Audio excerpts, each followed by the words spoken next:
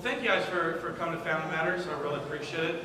I'm going to try to literally, okay, I have hopefully 30 minutes. I'm watching the clock right there, so you can time me. Well, let's go pray real quick, and then I'll knock out some of these things real quick. By the way, John Wilcox is the only elder today. One elder is working, and the other two are actually helping move Nick and Sarah. So if you have questions for them, you can talk to John and I afterwards. So I'm going to vomit out information. If you have questions, go ahead and jot it down, and then come talk to me afterwards. Or if there's time for Q&A at the end, I might ask for questions. I just don't want it to a long, drawn-out type of thing with this. So let me pray. Lord Jesus, thank you. Thank you for the Catalyst Church family. Lord, I love you to death. I really do. And Lord, I know that you have some neat things in store for our church. I know the evil one hates our guts. But may we do everything to be faithful and true to you. So thank you for what you're going to do. Give you the praise for it. I pray in Jesus' name. Everybody said? Amen. Okay, the very first thing is this. Let me talk about this.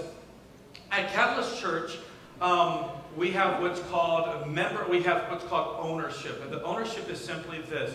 If you are a part of Catalyst Church and you say this is your home church, you've been saved, you've been baptized, and you say this is your home church, you want to serve, you want to grow in this church, then we would encourage you to become an owner or a member of the church. And the reason why we use the word owner is kind of what we're going to be talking about today. There's a difference between saying, I'm going to be a member, because like I've mentioned before, you can be a member of the YMCA but never go, never serve, never give, never do anything to it. An owner, if you're an owner of something, you're going to own it. You're going to be a part of it. If you see something wrong, you're going to take the initiative to make it right. You're going to do what you need to do, and that's what's called ownership. So there's tons of books out there, and I don't read very well, but this book has like 70 pages, and it's big font.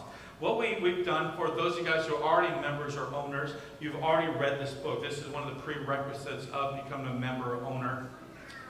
And if you want to be a member or owner of Catalyst Church, I want to encourage you to grab this book. There's some up here, and just one per family. Because yes, it's a $5 book, but that's $5.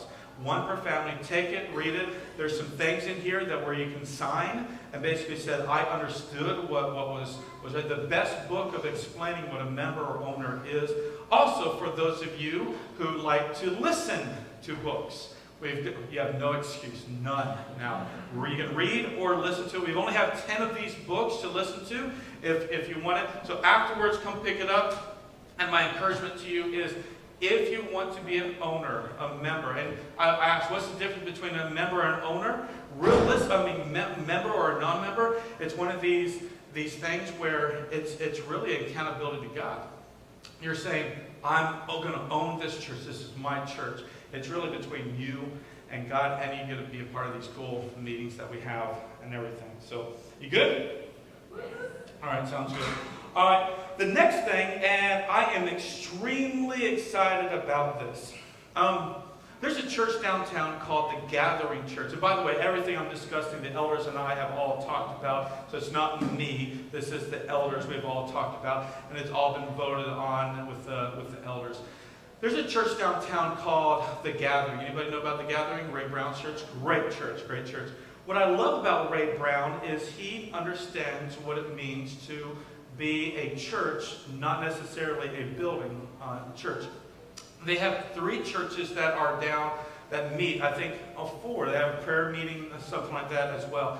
And all the time, I kind of spiritually lusted after that, because I'm like, that would be awesome to have a multitude of churches into one building.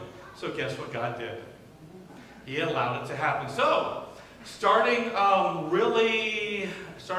in 2 weeks, there will be another church that will be meeting here on Sunday nights. So anything that we do, we're canceling Sunday night, except for night of worship and our vacation Bible school. That's already in the agreement.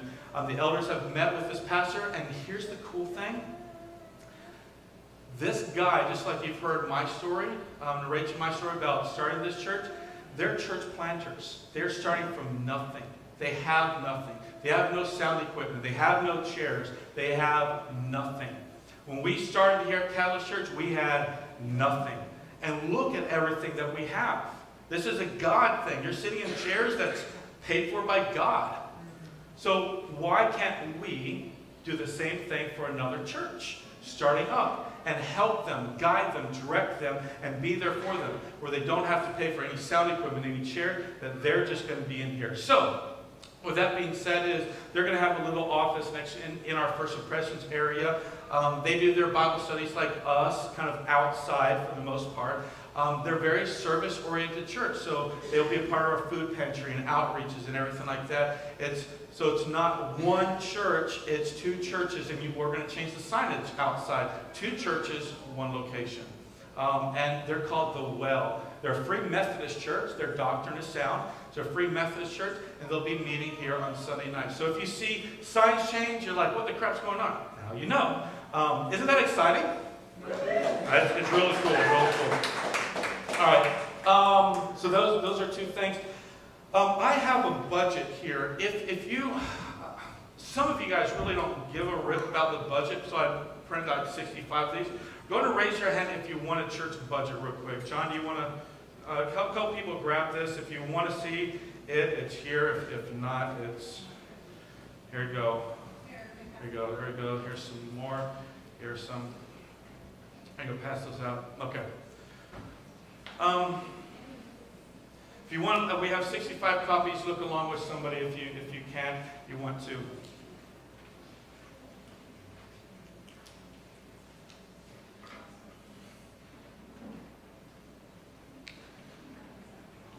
As many of you know, I am part-time. As you see down at the bottom, I'm on part-time. And it's going to remain that way, Lord willing, for a very, very, very long time. I like driving my school bus. It gets me up in the morning. Plus, it allows us to put more money into ministry and so on and so forth. So this is our budget. If you have questions about it, you can ask later on. But as you know, we're in a lease to own, as you kind of heard me say this morning. And this kind of all works together in one. We're in a lease to own, so our monthly expenditures are going to go up because now we're taking over the electricity and the maintenance and all that stuff like that. Before, we just wrote one check for $3,600, and that's all we had to do with electricity, rent, and everything. When we take over the building, it's going to be so much better, but yes, it'll cost more. And as you heard me during my message, I will not ever allow a building to hinder ministry. And I don't think God will ever allow a building to hinder ministry. But here's the deal. I did some number crunching. And I know that this is why I'm talking about this during family matters instead of talking to the entire church, because people who don't understand the way church works and everything. Bills need to be paid. Ministry costs money to do. I did some rough math, and for those people, you guys, potentially, I don't know, do you realize that only 20% of our entire congregation is tithing and giving? 20% are giving tithes and offerings. 20%. I don't know about you, but that's sad. God in the Bible has told us to give our tithes and offerings, and by doing that, we'll be testing Him, and by doing that, that we'll receive a blessing. Now, that doesn't mean a Ferrari. It means that we're going to be taken care of. So here's my challenge. Let me see what else I wrote down with that. My challenge is for each and every one of us to give 10%. And I know immediately you're like, I can't afford it. And I understand, trust me, I'm losing $2,000 on my bus route this year because this EVSC, but we're going to still remain the same. It won't make sense on paper. So here's my challenge to each and every one of you. Tithe, let me see what time is. Okay. Tithe means 10% of your income. And I can go in a whole debate whether it's before taxes or after taxes. Let's just say 10%. By doing that, you're going to be obedient to God. Being obedient to God, you're going to be able to see the church be more of the church. Because here's my heartbeat. I get phone calls and emails all the time from some of you and other members and owners and people within our church that says, Dave, I'm struggling right now. I'm not asking for a handout, but what can we do? Can you just help me a little bit on like $20 or $30? And I'm like, honestly, we can't. Because according to the budget, we need to bring in $2,600 a week. And by the way, that is really low. A low budget compared to other churches. Trust me on that. We need to bring in $2,600 a week. $10,000 a year, a month. That sounds like a lot, but realistically, it's not a lot of money. As of our last count, we are currently bringing in $1,800 a week. We are $800 short of our budget, which results in us having no money to do more ministry, more outreach, more taking care of our own. Because this is what I do know about tithing and offering. One, it's a step of faith. It's a massive step of faith. For those of you guys who tithe, I could call up an entire line of people that say that they tithe. And I'm not going to do, I contemplated that because I wanted to twist people's arm. Not really. But I wanted to get people up here. This is a Holy Spirit thing. This is between you and God. Because the Bible says that do not give out of compulsion or twisting of your arm. And I'm not going to do that. I am going to say if this is your church, you need to give. So that we can remain faithful to do the ministry that God has called us to do. And we have gone over and over this budget. There's nothing else we can necessarily cut out. I mean, realistically, you'll make budget if you get rid of me. So that's fine. But don't do that. Okay. So my encouragement is simply this. I have a 3-month challenge. Like a 3-beat challenge, 3-month challenge. I challenge you. I dare you, Catalyst Church. I dare you to tithe 10% for 3 months. You're like, Dave, I can barely make it now. I understand. 3 months. And after 3 months, you decide what you want to do. If you want to continue or you want to stop. 3 months. 10%. That's between you and God. Because this is what you don't know. I carry the stress of finances on my shoulders and the elders' shoulders. You don't pay the bills. We do.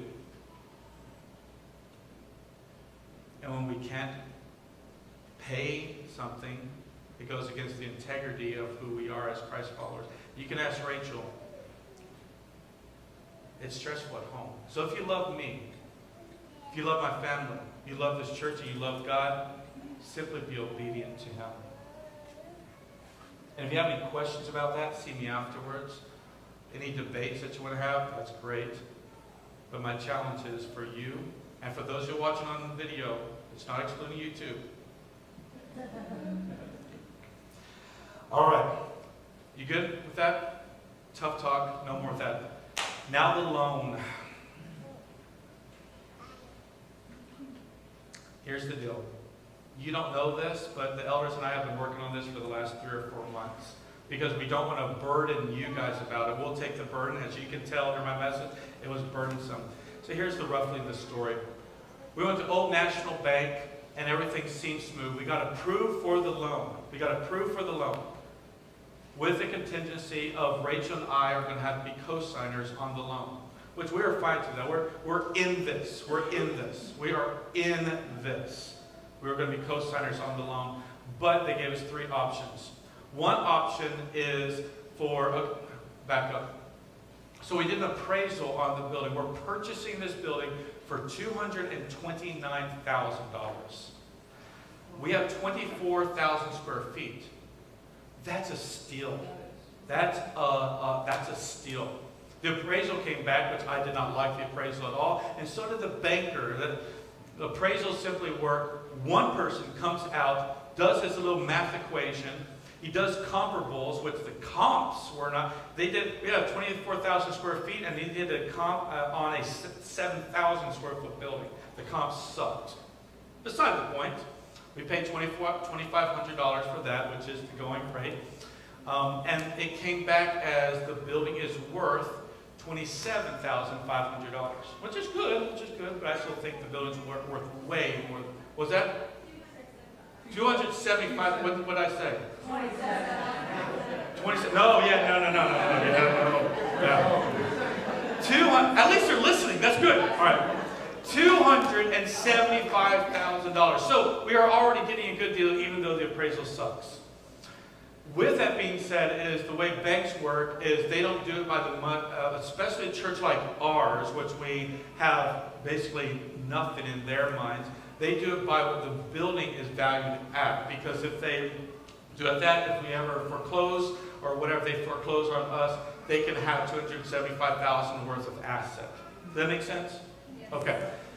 So the way the banks work is they will only loan a certain percentage of the appraised value.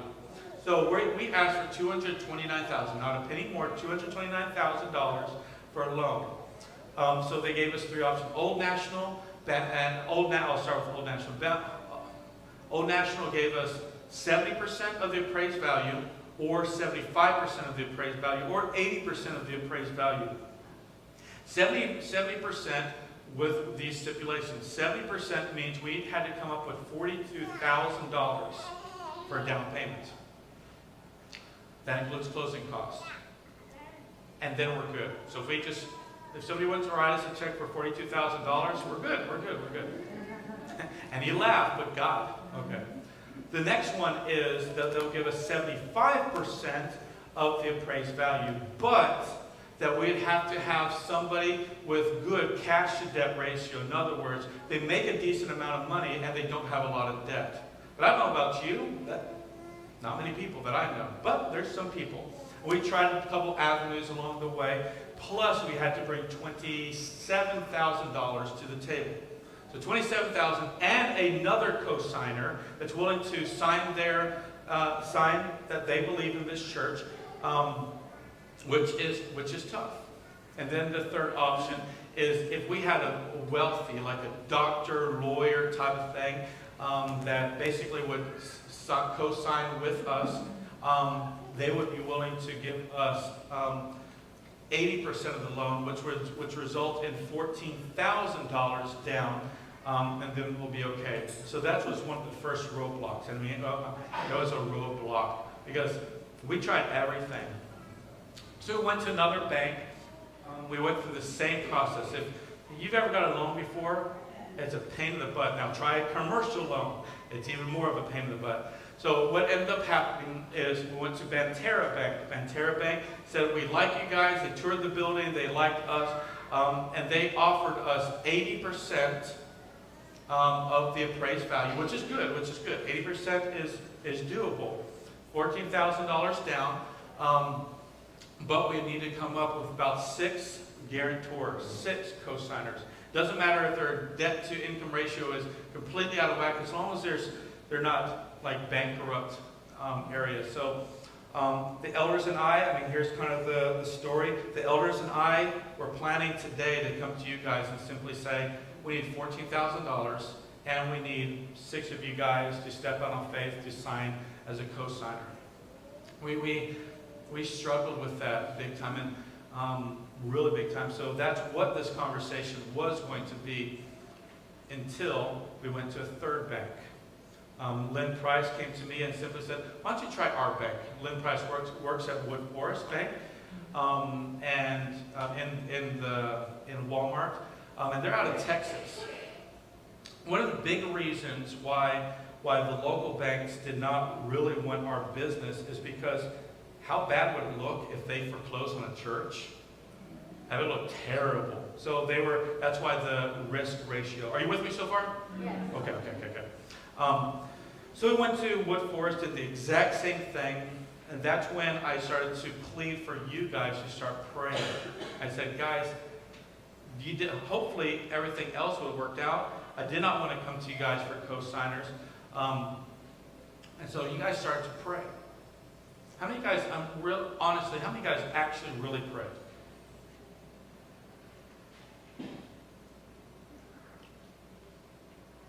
I'm not going to cry. Okay. God is a glory hog. He loves his glory. So today, we went through all the bells and whistles. And right now, before you get too excited, let me explain a couple things. Just two or three days ago, we got approved for 80% of the loan, which is really good. All right, that's good. Without a single cosigner needed. Not a single cosigner needed. Thank God for Texas. I'm telling you, thank God for Texas. But here's where the conversation now is. The math is still the same way. We're in the need of $14,000 as a down payment. That's a buttload of money. Our church, as you know, we don't make much. So here's the question. We saw about 4 things that we're working through, so we're approved for the loan. And that's a miracle within itself. Trust me, it's a miracle within itself. Ask Lynn, it's just a miracle within itself. We have an environmental test that needs to be done, and just business that I need to get taken care of, but it looks like we're good. But we need $14,000.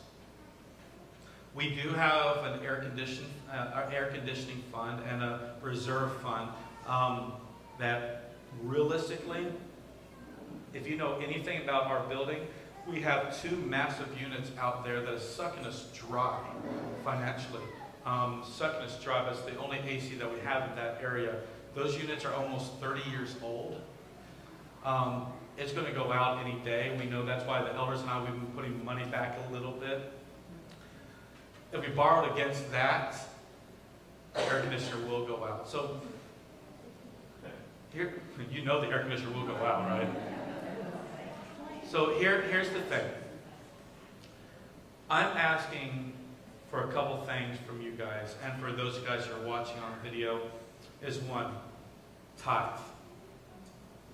Tithe so ministry can continue, and budget can be met. If the budget is met, we're going to be able to pay for this loan. We're going to be able to pay for the electricity, and so on and so forth, and ministry. So tithe. Number 2, seek your heart and your mind. Maybe you have a little bit of reserve. I don't know any of your finances. I just know that we're not a rich church. Seek your finances so that we can go ahead and pay for $14,000. I would love to come back at the end and simply say from here to all of you, because of God's faithfulness and because of your obedience, we're making budget, and that God provided $14,000. So that when the AC goes out, that we can pay for that too. It's a big ask, and I've never asked for anything. And we're not going to do a building campaign. We're not going to pass out little slips and say, would you pledge? Because in all reality, when the going gets tough, people don't pledge and give, but they already pledged. So right now is today. So today, I'm going to ask you to seek your heart, and Rachel and I are seeking our heart on how much we can give. And I trust me, you got to pay for your mortgage. You got to take care of your own. I know that, but I don't know your financial situation. But I know my God, and my God is going to bring that down payment in somehow, some way. Trust me, this has been 3 months worth of hell in my life. So that's the ask. Please tithe faithfully. Please give offering, that's what's called an offering, above and beyond your tithe, to this down payment Because if we can do the down payment, our monthly rate goes down so that we can continue to do ministry. Our monthly, if we have this down payment, $14,000, that goes down so we don't have to go against the air conditioner. So I don't want to tap into any of our budget money. I don't want ministry to suffer because of the stupid air conditioning system, because of the stupid loan. We're going to continue because God is faithful. So that is my prayer for you. 2 minutes early. Boom. Okay. So with the couple, any quick questions that you guys might have, I'll be sticking around afterwards. John and I will stick around afterwards. But any quick questions that you might think the group might need to know? Yes, the church will pay us rent. Yes, the church will pay us rent in this, and that's going to help out. But here's the problem. It's only for 1 year. It's only for 1 year. What he's asking is that new church that's coming in going to pay us rent. The answer is yes, but it's only for 1 year. So that's going to be above and beyond. That's going to be cushion for a year, but we shouldn't have to. They're only going to be here for 1 year. So we're changing signs and everything? The signs cost $200. So it's, $200 is $200, but so. Well, the contract is for 1 year. It could be longer, but they're a church plant. I know church plants, they want their own place. Yeah. They never know. God. Yes, sir. We take over the building, can we charge Children Williams parking lot? No, we're not going to do that. I just thought that. According to the contract, the landlord is a miser. He's already thought about that. They can park in our parking lot. All right, anybody else? Which one? Where are we at?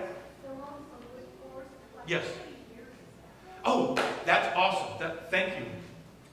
It's what's called a 20-year loan. So it's a 20-year loan, but most banks only offer commercial loans for 5 years, and then we renegotiate at interest rate. That's another God thing I forgot to. They're offering us a 4.5% interest rate. 4.5%. But here's the deal. For 10 years. Fixed rate for 10 years. Fixed for 10 years. Fixed for 10. If you know anything about banking, 5 years is normally the maximum. So they're doing 10 years fixed. So that's, when I heard that, I'm like, okay, write that down on paper. Make sure that's really what you're saying. So that's good. Yes, question. Yes, sir. If you're doing lease to own, why are you taking on debt?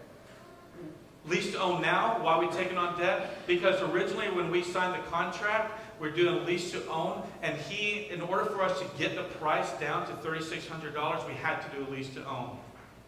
So realistically, it's the same amount as we would have been paying at the very beginning if we purchased the building. But the $3,600 has been pouring into the purchase. The lease is up at the end of August. So it's realistically the lease to own. When we signed the lease back in the day, if we did not do a lease to own, we would have ended up paying about $5,500, $6,000 back then. So when we did all this, is to lower the rate because we are a new church to be able to allow us to get through until then. So now our lease to own is up, and it's either we pay for this or we have to vacate the building. So, was that? Yeah, August 31st is I'm sorry, Mary? They won't extend it, no. What you need to know about the landlord, God bless him, but he has basically borrowed against any profit that he's going to make off of us. So, there's just... Yeah, he's giving us food for the food pantry. So to answer your question is, we could have ended up, that's another God thing, we could have ended up saying, we like this building, we're going to stay where we're at, but then our monthly rate would have been up to $5,500, $2,000, basically more back then. Thank God he didn't. Thank God we're in this lease to own. And ultimately, here's a secret. I believe with everything inside of us, inside of me, and the elders believe the same way, and those of you guys who are a part of the outreach feels the same way. What's going to end up happening to this building is the it. What's going to end up happening is we're going to outgrow this space. We're going to go find another place close by, and people have already prayed over the building behind us. Yeah, I mean, I don't know. But what I do know is this building is perfectly set up for a homeless shelter. Perfectly. We got a second story up here, second story up there, men and women's side. We've got eating place. We just need a kitchen. This building is set up perfectly for the it.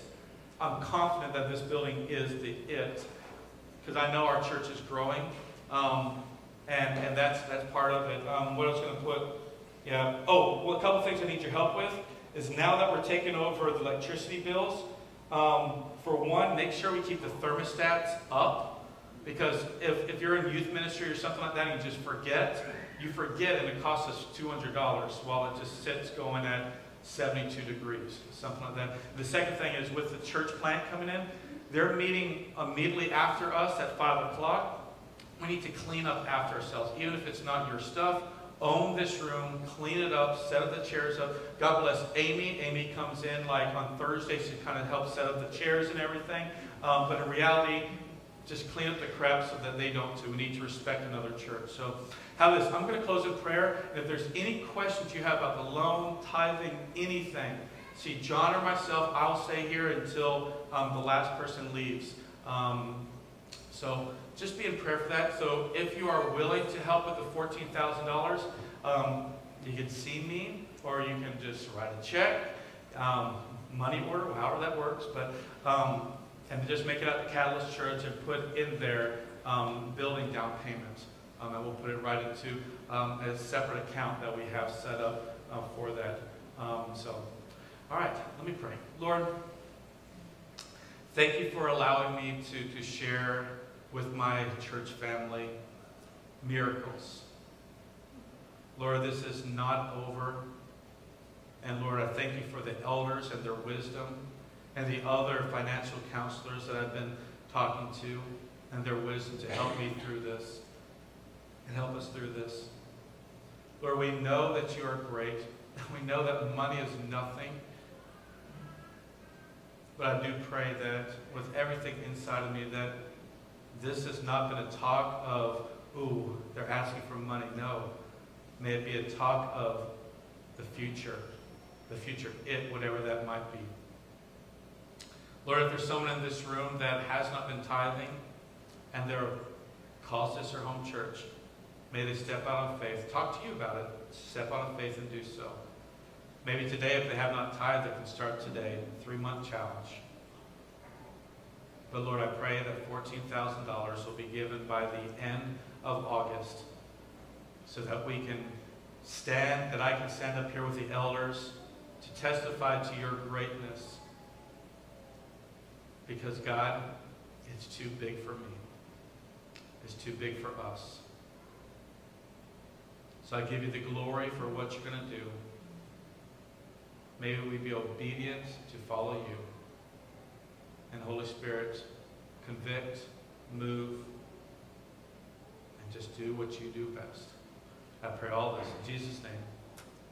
And everybody said, Amen. All right.